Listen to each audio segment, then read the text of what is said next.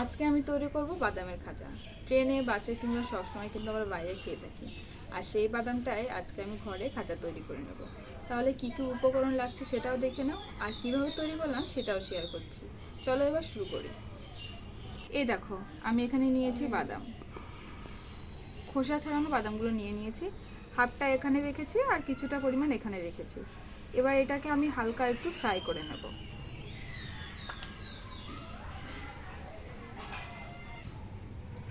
কড়াইটা বসিয়ে দিয়েছি উনুনে। এবার বাদামগুলো দিয়ে দিচ্ছি। বাদামগুলো দিয়ে নাড়াচাড়া করতে থাকবো। তোমরা যদি খোসা শুদ্ধ বাদাম নাও তাহলে নিয়ে এটাকে আবার একটু খোসাটা ছাড়িয়ে নিতে হবে, কিন্তু হালকার পরে কিন্তু ভেজে নিতেই হবে, না হলে কিন্তু এটা বাদামটা যে খাস্তা ভাব, সেই খাস্তা ভাব কিন্তু একদম পাবে না। এই জন্য যে কোনো বাদাম নেবে, বাদামটাকে অবশ্যই ভেজে নিতে হবে। তো বাদামটা হালকা ফ্রাই হতে থাক। আর এদিকে দেখো, আমি একটা বড় প্লাস্টিক নিয়ে নিয়েছি।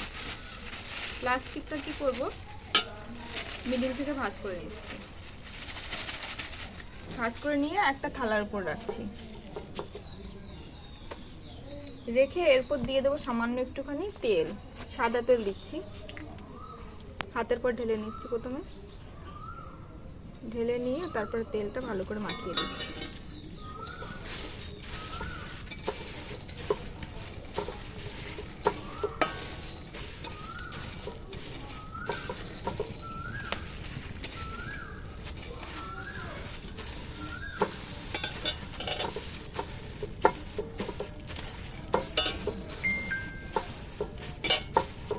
আর নিচে যে প্লেটটা রয়েছে, প্লেটের মধ্যে একটুখানি তেল দিয়ে দিচ্ছি।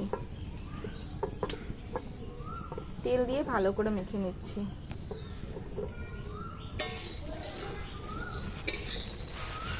এবারে প্লাস্টিকটা এর উপর পাতিয়ে দিচ্ছি।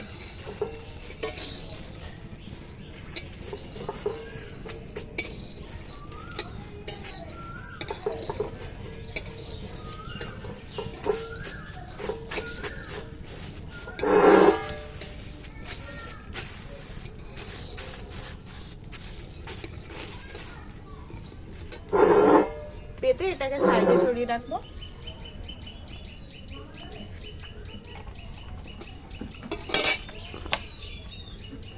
আর এই যে বাদামটা কিন্তু ফ্রাই করা হয়ে গেছে। আর লাস্টে যে বাদামটা রেখেছিলাম, এই বাদামটা এখন এর মধ্যে দিয়ে দিচ্ছি।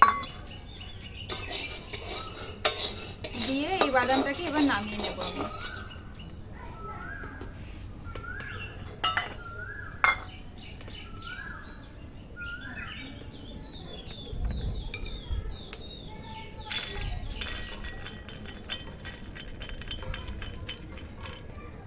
আর কড়াইটা বসিয়ে দিচ্ছি আবার। এই যে বাটিটা রয়েছে, এই বাটিটার এক বাটি দিয়েছিলাম বাদাম, আর সেই বাটির এক বাটি আমি চিনি দিয়ে দিচ্ছি।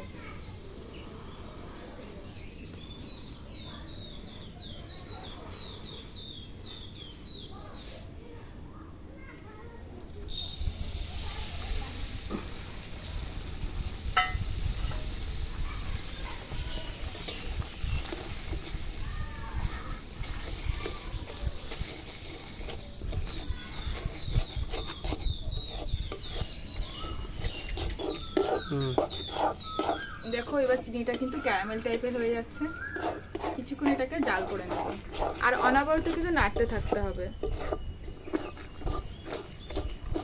যতক্ষণ না সম্পূর্ণ চিনিটা গলে যাচ্ছে, ততক্ষণ অনবরত নাড়তে থাকতে হবে।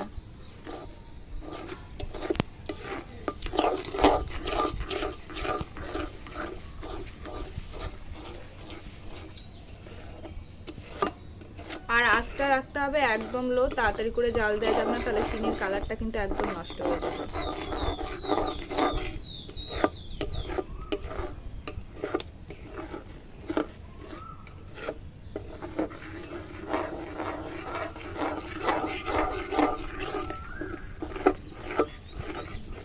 দেখো, চিনিটা একদম গলে গেছে। এবার এর মধ্যে বাদামগুলো দিয়ে দেবো আমি। এবার দেখো, বাদামগুলো কিন্তু যথেষ্ট ঠান্ডা হয়ে গেছে। ঠান্ডা না হলে কিন্তু বাদামগুলো দেবে না, তাহলে কিন্তু ভালো লাগবে না।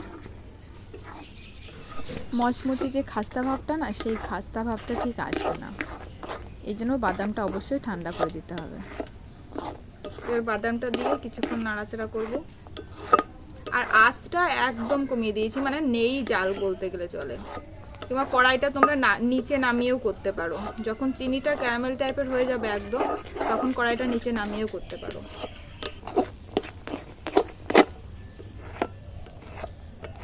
এবার এটাকে আমি নামিয়ে দেবো।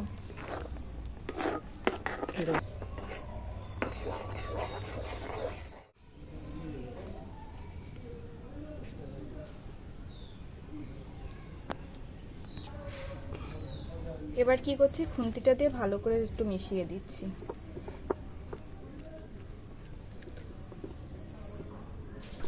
এই কাজটা কিন্তু একটু তাড়াতাড়ি করতে হবে, না হলে কিন্তু আঠালো ভাব হয়ে যাবে আর ভালোভাবে মিশতে চাইবে না।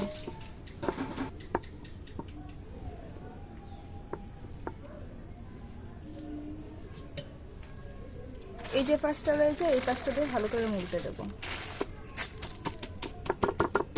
দেওয়া হয়ে গেল। আর এটা দিয়ে বেলে নিচ্ছি, যাতে করে ভালো করে একদম চিপকে যায়।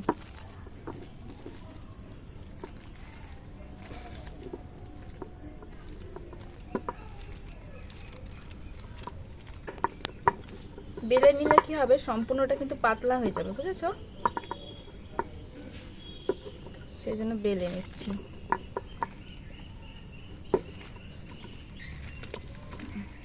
বেলা হয়ে গেছে।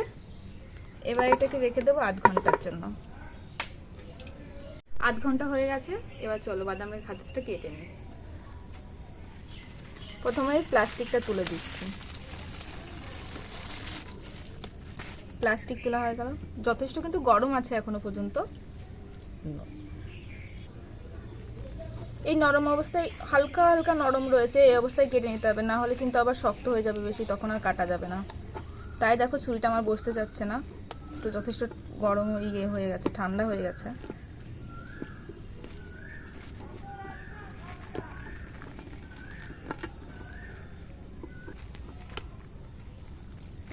ডাল দিলে কি হচ্ছে?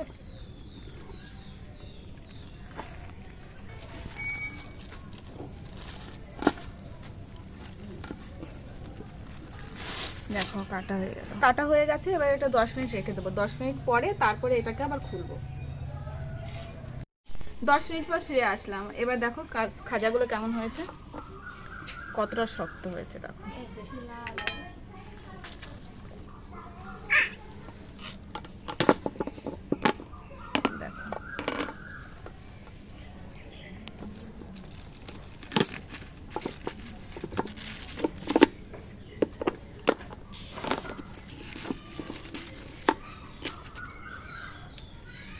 আগে থেকে কেটে রেখেছিলাম বলেই কিন্তু এরকম ভাবে ভাঙা যাচ্ছে, না হলে কিন্তু ভাঙা যেত না। এখন প্রচুর শক্ত হয়ে গেছে।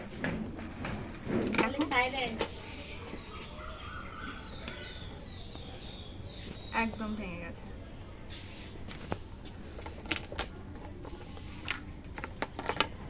নাও, ধরো ধরো ধরো। ভিডিওটা কেমন লাগলো প্লিজ একটু কমেন্ট করে জানিও। আর শেষ পর্যন্ত ভিডিওটা দেখার জন্য সবাইকে অসংখ্য ধন্যবাদ।